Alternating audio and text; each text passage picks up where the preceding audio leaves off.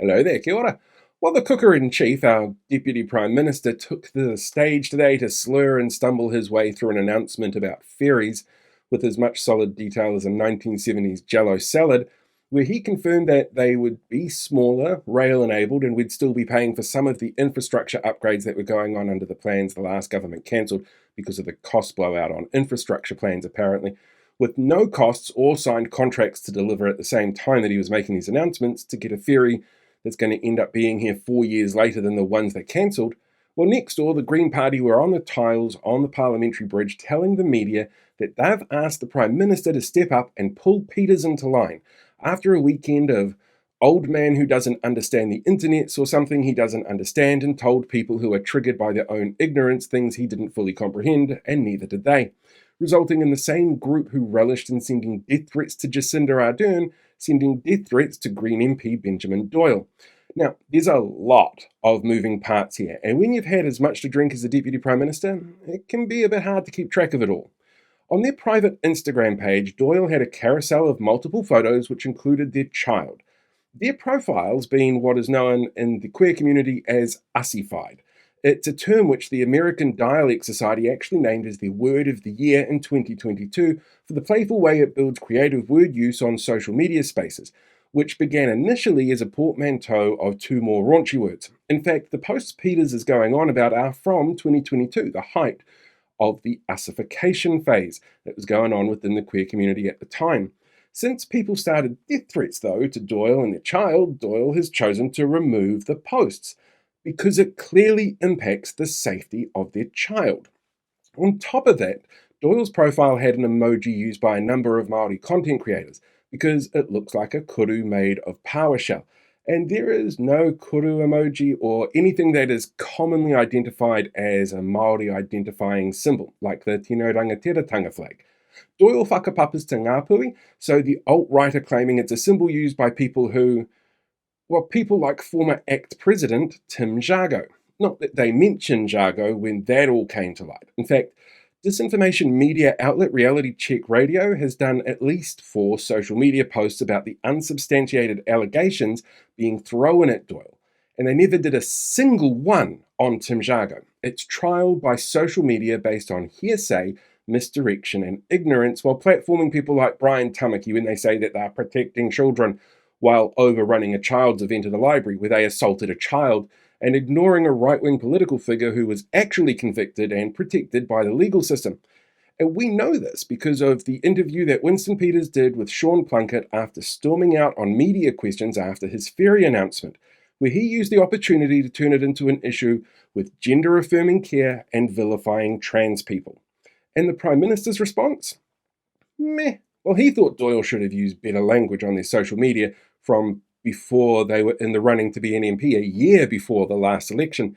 He said if one of his MPs had said something like that, then he would have expected better of them. In fact, here's the clip of exactly what he said.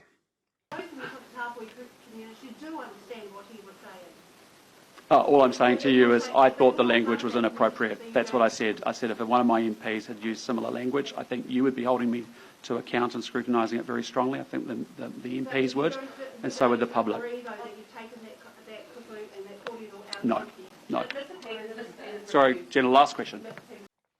He has at least one MP who beat a child with a bed leg, who faced no repercussions. Another who used their position as an MP to try and get her family out of animal abuse charges. One who leaked private information about a private citizen to alternative media. And another who was a member of the Destiny Church who stood up with sovereign citizens in Hamilton and claimed to be one of them after they issued pseudo-law execution writs against his co-workers at the time. All in their past as well. But he won't bring up their past actions or past judgment on them. But he had no plans to pull Winston in line. Because why would the Prime Minister step in over the Deputy Prime Minister doing something that works right-wing voters up enough to send death threats when it might risk the coalition? It's a very Lord Farquhar kind of, some of you may die, but that's a risk I'm willing to take approach. So, alt-right-wing trial by social media fed by an ecosystem of disinformation and cultural ignorance. Got it? Now, let's zoom out a bit more. Last week, we saw something similar happen to Green MP Tamitha Paul with a pile-on over deliberately misconstrued and misrepresented comments. We also saw the Newsweek start this week with another media attack on Golriz Graham, dredging up text messages from Pack and Save Security wanting to target her. And all of this is underpinned with screams of, "We're not the violent ones, did you see what happened at Albert Park?" where the neo-Nazis showed up to support them and a horrible person got covered in tomato juice. And as far as I'm concerned, the librarians assaulted the Destiny Church members, despite what the video footage says. Selective memories and blinkered views to justify violent actions and outlooks based on rumours and the rumblings of a drunk uncle slurring and stumbling his way through a speech where he got Wellington and Picton mixed up when he was showing maps. It's clear there's an attack from the far-right party on the Greens right now. The media are being used, social media is being used, and the ignorance and self-righteousness of alt-right voters is being used and manipulated. No one should feel it's okay to send death threats, and no one should think it's okay to justify doing that, not over unsubstantiated social media commentary, not over anything. But this is also the ecosystem we seem to live in now. Even Wayne Brown had to get extra security because of the threats from people. No one here wants to think we live in a country like this. As someone who's received death threats myself from Destiny fanatics and the alt-right over the content I make, I hate that we live in a country where the people who do this seem to get away with it and have the backing of some politicians and astroturf groups. We need to send a clear message to our political leaders that we want change. And part of that is some of the current lot need to at least be educated in how their amplified voices can cause real harm. Or voted out if they continue to go out of their way to cause harm and make people fear for the lives of themselves and their children.